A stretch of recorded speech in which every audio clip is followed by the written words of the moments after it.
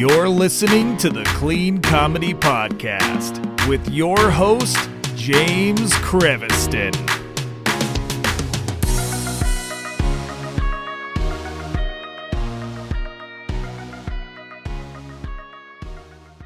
Hey, everybody. Welcome to the Clean Comedy Podcast. It's James, and this week I have a great guest for you guys.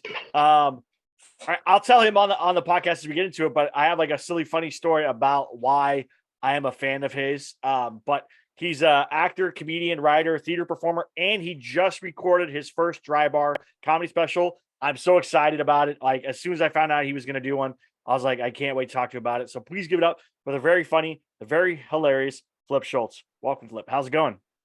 Yay me! Yay me! That's going great, James. How you doing, buddy? Good. So I don't know if you remember this, but the first time I met you was at Flappers, and you were doing the Yoo-Hoo Room, and then after the show, you sold CDs. Okay. Okay. So you are the first comedian whose merch I've ever bought. I have both of them here. Oh wow, man! Oh, that's so cool. So this is the first comedy merch from a comedian I ever purchased ever. So it was you have a big special place in my heart. I'm flattered, man. Thank you. Yeah. I hope it was worth whatever I was charging back then for any young people. A CD was this magical disc that held music. And they have this one has cool photos on, and then this one has your face on it, if I remember correctly. It was in my there you go. Yeah. Still in my before I actually had to color my facial hair when it was still naturally dark. So I remember going. It was like one of the first shows I ever performed at Flappers, and I had only been doing comedy for a little while, and you were on the lineup. I think you headlined the show. And then I was like, "This is amazing." And then afterwards, I bought 2 of your CDs, and it was a great thing. So, oh, thanks, man. Yeah, that I'm trying to think because the yellow CD, Flip Schultz, I put out in 2016. So if I was, and I still had the other one, so that had to be sometime around there, like 2016, 2017. Yeah, and that's around when I started comedy. So that makes sense. That's the time frame. So, for anyone who doesn't know you, what's your kind of origin story of getting into comedy? Where, how did that start? Where'd you come from? That kind of stuff. Well, I came from South Florida, where I actually am now. I moved back here a couple of years ago. Let me see. It's so funny. I was talking to my dad about this today. I knew very young I wanted to be a comedian. First time I actually did comedy, I was 8 years old in a summer camp talent show. Yeah. And I won. Actually, wait. And to this day, I still have the trophy that I won in that talent show for doing comedy. It's in my office. I keep it right here. It's one of my most prized possessions. And so, yeah, I knew very young. And from like 8 to 18, I did talent shows doing either not quite stand-up, but comedy performances. Like I'd lip sync to Weird Al, who I love. You can probably see. Actually, behind me, I have a bunch of his albums on my wall up there. Oh, you do the same thing I do. Above my wall here is Steve Martin, Bob Newhart, Eddie Murphy, and Rodney Dangerfield. So I have them all in those same exact frames, vinyls in frames. You can see, yep, those are all Weird Al. And then over there, Steve Martin in the corner, up there. And then on the other wall, I have Alan Sherman, Howie Mandel, and a Comic Relief CD. And I just ordered on eBay. I won a Robin Williams LP that's going up there. Wow. He was my big influence. So anyway, so from 8 to 18, I did just talent shows. And then a month after I turned 18, I did my first official open mic. And that kind of started me on my path down here. And I got my degree in theater while I was starting my comedy career. And then from I graduated in 97 from college. And that's right when I started doing comedy full time, no other job. And then from 97 to 2001, I lived at my parents' house and started touring around Florida. I was one of the youngest headliners on the road. I was headlining rooms at about 22. Not big rooms, but I was headlining enough that I could do 45 decently. And then moved to LA in 2001 and just, started the LA process of getting seen, get the stage time. And then, for anybody who's done comedy or thinking about comedy, it's a journey. And on the way, you pick up contacts and you pick up friends, and then those friends introduce you to contacts, and you introduce them, and that's kind of how it goes. And that trajectory just kind of put me on the path that I'm continuing to walk now. And I've been very lucky and blessed that I've got really great opportunities along the way to kind of either further my career, further my notoriety, and most importantly, further the money, because you do need to survive. You do. That's true. Yeah. When did you move back to Florida? Was it like right around the pandemic time frame? Like you decided to move back to Florida? Yeah. Okay. It was in September of 2020, just after a couple of months of being, because I was in LA for 20 years. And after a couple of months of just everything being shut down, I was going through like financially a lot then. And I just kind of did the math and I went, financially, it makes sense to move back to Florida. I ended up moving back in with my parents for like 8 or 9 months just to survive. It was a tough time for anybody in the arts, but I'm so sorry. I had a little lunch before this, but it turned out to be the best thing, because I know that LA was just, dead for a while. And right when I moved to Florida, because Florida just did not care, I was almost immediately working again and doing spots and getting weekend and week gigs here and there. And it really, I settled back into Florida. I'm enjoying it right now. I'm enjoying it down here right now. That's awesome. Are you ever planning to go back to LA, or are you just like, no, I'm going to stay in Florida now? It's funny. I was just out in LA a couple of months ago, visiting after I just worked Vegas. And I mean, here's what I love about LA. I love, number one, my friends. I miss my friends desperately. Number two, I miss the weather. And number three, I miss having any night of the week I can go to a club and be around that energy and inevitably bump into somebody I know. Yep. So those three things are very, I'm so sorry. Sorry, apparently I'm allergic to sentiment. But those three things are what I really miss about LA. What I don't miss is the traffic. I don't miss the expense of living out there. I don't miss the not to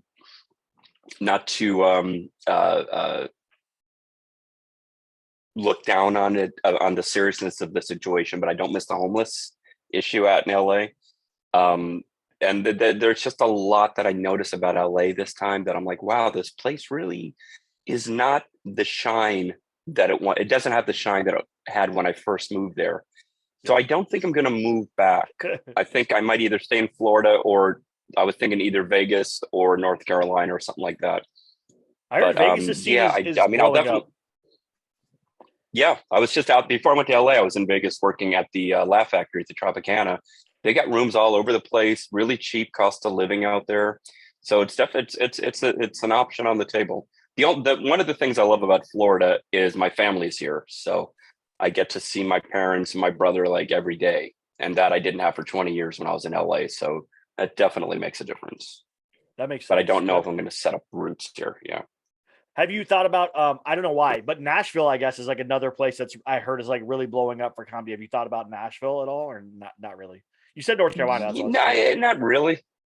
Okay. Well, North Carolina, just because I like the, wilderness. Is that the nature? North Carolina has. That was another great thing about LA is you can drive a couple hours, east, west, or not west, you'd be in the ocean, but north, south, or east, and you'd be into some beautiful nature, whether it was Grand Canyon or Joshua Tree or whatever. So I also miss that because you don't have that in Florida. Yeah. So that's why North Carolina was kind of a bit of an appeal, and Vegas too, because you got beautiful desert landscape out there. Yeah, Red Rock is nice. I used to live in Vegas for a while. So as you are going and doing this, like, tell me kind of about how the dry bar thing happened. And then I would love to talk to you about, you do a lot of cruise ships. That's something that a lot of comedians don't really know about, because it's kind of like, it's not really a secret, but it's not really like a well-known thing. And there's this like stigma to, or there used to be a stigma to it of like, Comedians Yeah, go there to die, right? That's like where you're at the end of your exactly. career. Yeah, But now that's not the case at all anymore either. There's a lot not of at people all. that go there and blow up and then come back and do stuff. So kind of tell me Hmm. about those two things. Well, Dry Bar was something I've been trying to get for a little while now. And before the pandemic, I was talking to the booker directly, and I reached out to him, and he goes, "Oh yeah, I've heard of you, and yeah, would love to get you in. We'll send me something, and we'll figure it out." So we were in the talks, and then pandemic hit, and everything shut down. And then when I noticed they started producing specials again, I reached out and hadn't heard back. He never got back, never got back. And then last year, I heard through the grapevine that this booker who's been in the business since the 80s, and I knew him from when I worked in Jersey back in the late 90s, that he was now pushing guys for the special, kind of like as a intermediate slash like booking agent. So I hit him up and I said, "Hey man, I'd love to do it." He goes, "Okay, send me a tape." Sorry, I thought, sorry. Ooh, 1987 again. He said, send me your reel and a tape file. I get that when I say, yeah, I just recorded, or I taped my set. I'm like, I don't tape my set. You record your set. Sorry, back on. So I sent him my reel, and this was last year. He got back and they said, yeah, they passed this year. I said, all right. He goes, we'll try again next season. Pitch me again this season, and he called me, goes, yeah, I don't even think they watched it because I sent the exact same reel, and now they say, oh yeah, that's fine. So yeah, I found out. I know it's a business, but I found out about that in February, and it was booked in May, which I just did this past weekend.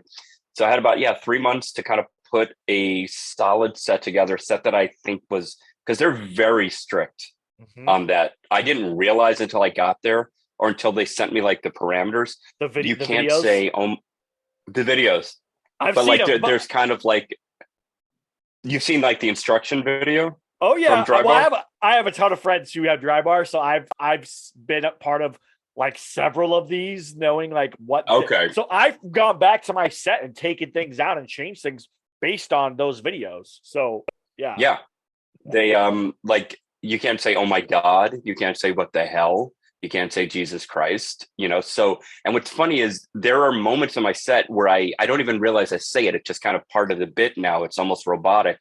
So when I was actually recording my specials, there was one point where I just said oh my god, because that was like the point of the joke, where I just say that again automatically, robotically. So in the moment I said it, and then I quickly said again oh my gosh, just so they have something to edit. Hopefully they'll let that oh my god. They said sometimes they'll let it through, but I wanted to give them another option. And there was a joke I did, because I asked them about every little joke just so I was sure. There was one they weren't sure about, and I had a contingency plan for it. So on one set, I did my original joke. On the other set, I did the alternate joke. So again, two different versions, two different choices. And on the first show, there was a joke I totally forgot about to ask. And I'm doing the joke, and in the moment, I'm like, I never asked about this. And I'm just like, okay, just do it as you would do, or I do it in this alternate way that still kind of works in your mind. And when I got off stage, the person in charge, she said, that was great. The only thing is that joke. And I'm like, okay, how about I say this? They go, that's perfect. So luckily I had that second show. And also this was a big thing for me. This is a lesson in any comic. Like, I've been doing comedy over 30 years, and I've done a lot, but even the best of us still get in our head. And on the first recording, I was so in my head. Yeah. I was so like, okay, this bit goes, even though I've run this set before, I'm still like, okay, this bit goes into this bit, and remember this, and don't say this, that. And so I went up there, and I was just off. It never clicked. I never, connected with the audience and relaxed. Wow. So I got, and it was fine. The set was fine, but it wasn't what I know it could be. So the second I walked off stage, I literally went, no, that wasn't it. That wasn't it. And so I kind of psyched myself up for the next show. And I just said, have fun, just have fun. And from the very first beat, I changed my energy completely. I changed I even changed the way I walked on stage. The first set, everybody kind of walks back to the stage, the foot of the stage as the curtains open.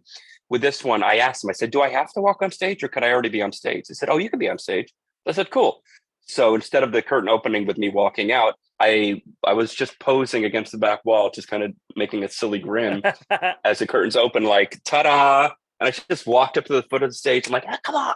And just immediately therein, I could felt the audience's energy was different from the first crowd. I was different.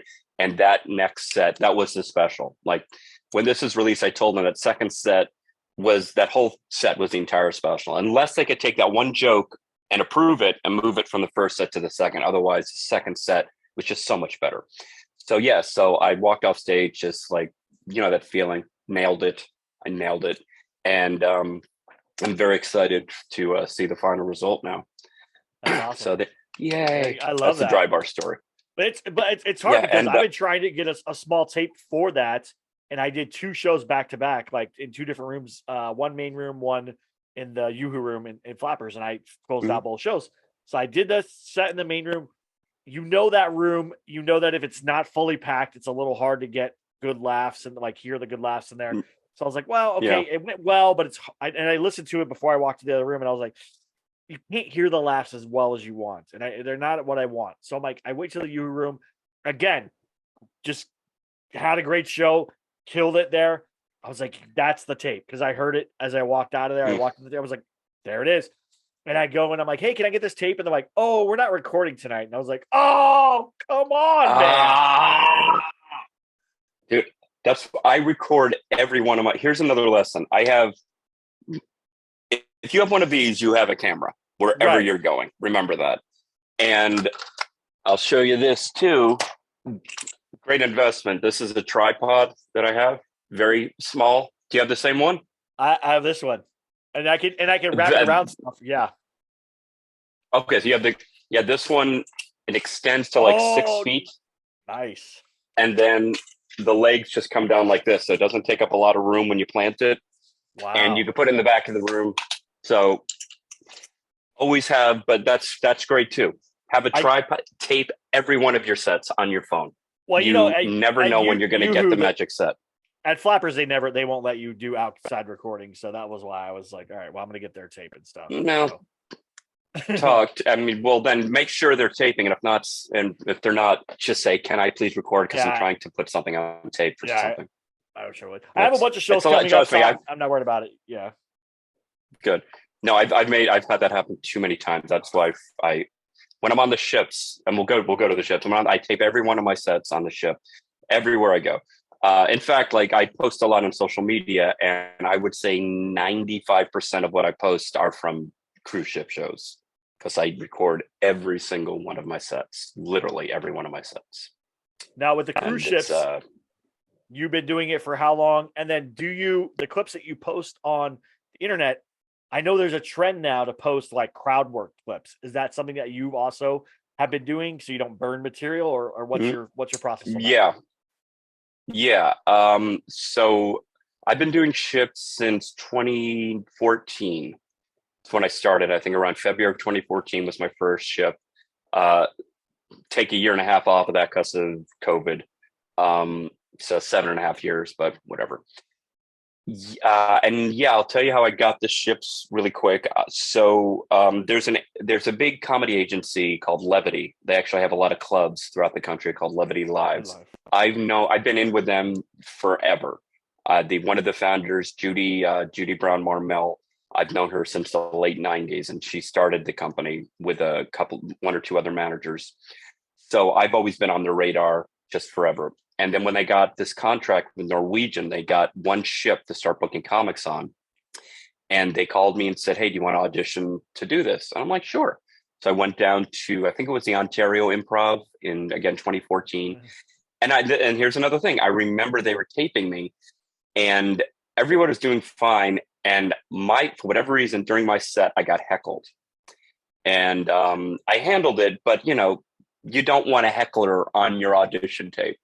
So the woman from Levity who is scouting said, look, Flip, I know you're funny. Just send me your demo and I'll show that to Norwegian. I'm like, cool. So I did that. And I'm not kidding. Maybe less than a month later, I got an email. Hey, do you want to do this Norwegian ship? It's the first one they're doing. And, do you want to do it? I'm like, yeah, and I was already on the road. They flew me. I think I was in Missouri. They flew me from Missouri down to Florida, and I got on the ship. I was very nervous because I had that same attitude. At first, I had that same attitude that this is where comedians go to die. This is the end of the career. But at the time, I'm like, I need money, and let's try it. Let's just see what it's like. And again, for I think I was on for 2 weeks, and I was in my head because I'm like, okay, cruise comedian, let's talk about the buffet, and let's talk about this, and let's be this, and let's be robotic and clean, and blah blah. And I was working with another headliner named Ralph Harris, who's been around for a minute, set, and he was great. And he was just doing a set, and that's when it just really clicked. Like, oh, I don't have to be anything more than what I am.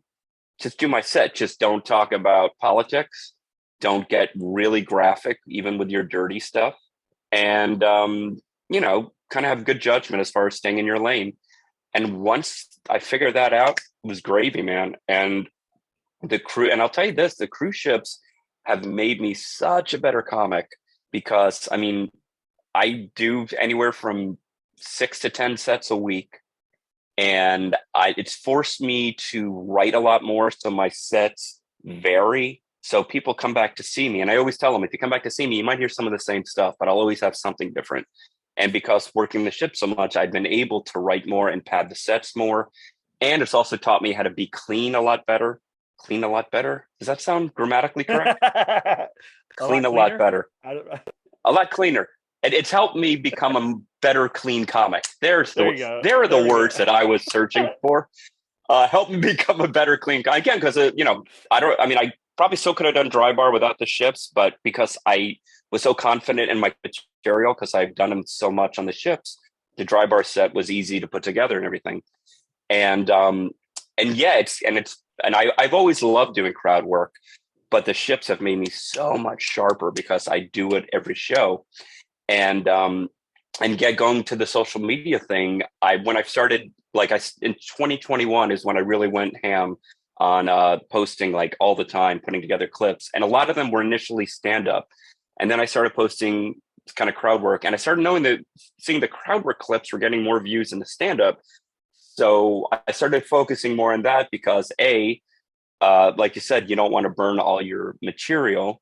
And B, these crowd work clips are these just brief moments in time that will never happen again. And when you get a good one, when you're clicking with the audience and just somehow you create this really amazing moment that'll never be repeated, I think people watching it can tell this is a special thing that you happen to catch and record. So I think that's why those clips are getting more views, and that's kind of becoming the standard now for a lot of comedians. So when you said you record all your sets, do you record when you set your phone up, do you set it up horizontal or do you set it up vertical? Mm-hmm. Horizontal. Okay. That way, if I'm moving around, I could follow myself. If you're doing it I'm sorry. I've messed that up by doing just vertical. That's what I was asking. Yeah. No, always horizontal. I use that program on my iPad to edit called LumaFusion, which I highly recommend. And with LumaFusion, even if you tape it horizontal, you could set the video dimensions to. Horizontal. You can set it to be vertical, so your horizontal video suddenly becomes vertical, and now you can move around and follow yourself if you go out of frame. So I like that. It's a good trick of the trade. And I also record my audio on a separate thing. I record my audio on a voice recorder in my pocket, and I have a lavalier. So what I do is when I edit, I sync this really good audio with the video. So that way, if I'm talking to somebody, you can hear them on the mic as opposed to a phone where you might not. Wow, that's smart. I didn't even think about. Wow, that's amazing. I'm a smart guy. You are a smart guy. That's for sure, 100%. So. Yeah. If you look at my videos, you'll notice right here, there's either something black or silver, and that's my mic just picking everything up. That's amazing. I got it. That's a smart thing to learn. I'm gonna steal that, Flip, if you don't mind. Hack. You're a hack, James. Come up with your own bit. No, I'm kidding. Use it, man. Thank you. If you had to start comedy again today, say things started over, you had to start comedy from scratch again. Knowing all the information that you know, what would be the biggest piece of advice you would give yourself or even give a new comedian starting comedy? Um, it's not easy. It's it's um it's an investment, and I always say comedy is like any muscle in the body. You're not going to be able to deadlift 300 pounds the first time you lift it. You got to work out. You got to get strong. Comedy's the same thing. You got to bomb. You got to suck. You got to do really bad open mics and really tough, stupid rooms where nobody's listening to build up your confidence, to build up your chops, and to fail. You've got to fail a lot before you fly. You'll have moments of like, oh, that was fun. And that's what keeps you hooked is the good set. But then you're going to have a lot of bad ones. But the good ones are what you are what you do it for. And then, so just be patient. Even if I know a lot of comics that right off the bat, oh, you've been doing it like 6 months and this agent signed you already, and you're getting this meeting and that because you're young, you're new, and you don't know any better. But most of those people don't last. They have a quick flash and then they're back to hitting the open mics.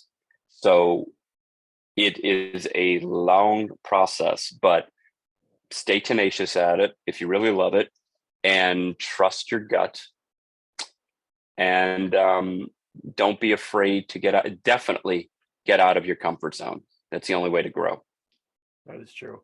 I always, for some reason, I remember the bad shows more than the good shows. Like I remember, like, Yeah. oh, that sucked, and I remember to never do whatever that was again. Right? That's the thing. Good. And you walk off stage. The moments, and sometimes the show goes great, right? And you have people go, "That was a great set," but it was not the set that it was supposed to be, and you leave and go, "Come on, man! Like we were right there, we were right on the cusp, and what happened?" And so you go back and review that. Yeah. Yep.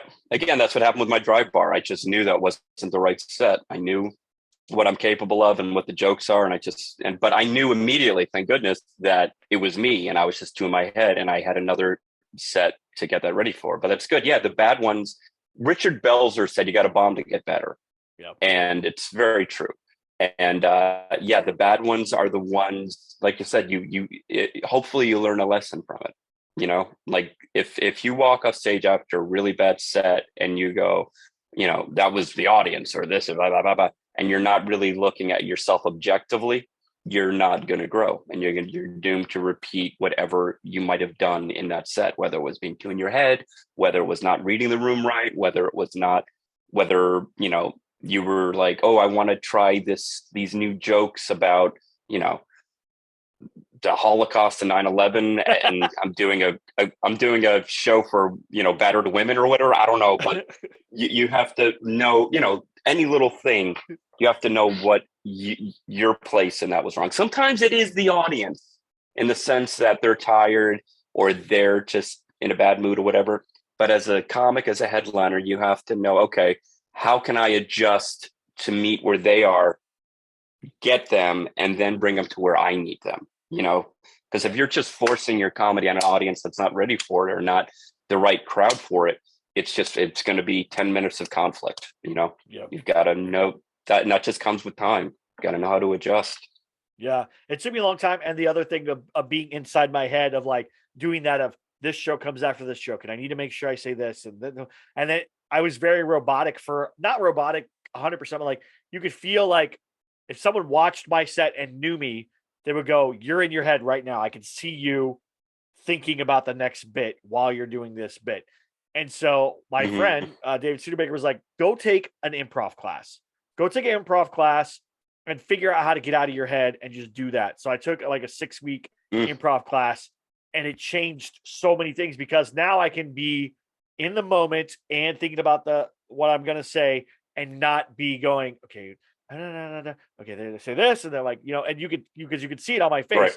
And he's like, now you're way more comfortable on stage, and now you're willing to risk and do things. And then I've also been doing a lot of what are called like improv mics, where like you go with no material, and they give you like a prompt for something, and then you have to do like a minute. That's great. On whatever it is, and so that has been so much fun. And sometimes you get new material out of it, sometimes you don't. But I have some where I got new material, and one that I'm going to make into like a commercial, like a law office commercial about white privilege where it's like, Oh, nice. I'll be like a lawyer, like use my white privilege to get out of car tickets or what, being harassed or whatever. And so this always what's super funny. And so just stuff like that, I think helps me to be more into the moment and connect with the crowd better. Because I noticed that I wasn't like crowds were connecting and it was a good show, but it was never a great show, right? It was always like good. And there would be moments of great shows or moments of great things, but it was never consistent. And I was like, what is happening? And my friend's like, you're in your head. I can watch you literally start thinking about what you're supposed to say next while you're in the middle of a bit. And the audience can feel that. And it doesn't, it messes you up. It doesn't, it's not real. Yeah. It's not who you are. Yeah. Yeah. The audience can smell BS and you have to, like you said, to stay out of your own way. And it's very smart taking an improv course. I've been in like 5 or 6 improv troupes, and that experience was just invaluable. I always say to a comic, take improv and take acting, because comedy, stand-up, acting, and improv they help each other. All 3 of them can support each other in their own field. So very, very smart of you, James. Good for you. I listen to people smarter than me. I'm not the smart one. I listen to people smarter than me and wiser than me. No, I know you're an idiot. You're a big idiot, but it's good that you're listening to smart people like me. That is exactly right. See, Flip knows me. I'm an idiot, but I listen to smart people. That's all you got to do. Yeah, that's all you got to do. Well, Flip, where can people find you? Where can they find your material? And do you know when your dry bar is going to come out? I know they're kind of iffy on date stuff sometimes. Yeah, I mean, I literally just recorded it last weekend. Yeah. So my guess would be they might release it toward the end of the year on their service. And then within another 6 months to a year, it'll be on YouTube to be viewed for free. I don't know. I'm taking a big guesstimate on that. But you can find me on social media at Flip is Funny, Instagram, Twitter, TikTok, Facebook. Facebook, it's Flip Schultz fan page. YouTube, Flip is Funny. All the links centralized at flipisfunny.com. And I also have another comedy special that was just released a couple of months ago for a different comedy network called Open Bar Comedy, which is the antithesis of Dry Bar. So it's basically do whatever you want to do. So you can find my comedy special. I've links to it on my socials and on my website, or go to openbarcomedy.com. It's only $6 for my special. So it's called Middle-Aged Child. Nice. Well, I'll put all the links in the show notes below as well, so you guys can check that stuff out. Thank you again, Flip, for being here. I really appreciate it. I know it's you have a busy schedule. If you guys look at where Flip is and what he's doing, he's busy. His whole June, he's on Margaritaville at sea, so he'll be doing that back and forth. Is that your first time? Yeah, my first time. I've heard it's basically a glorified booze cruise, because it's essentially I'm doing 4 2-day cruises back and forth from Palm Beach, Florida to Nassau, Freeport. And I heard from a lot of guys, I go, well, it's, the check clear, so that's a good thing. But who knows? Could be a good time. But I'm excited. I got a lot of great adventures coming up. That's another great thing about cruising is you get to see the world on somebody else's dime. So there you go. Perfect. Fantastic. Yep. Thank you again, Flip. Thank you, everybody, for listening. Please like, subscribe, check out all the stuff, check out all the links. Have a good one, and we'll talk to you soon. Bye.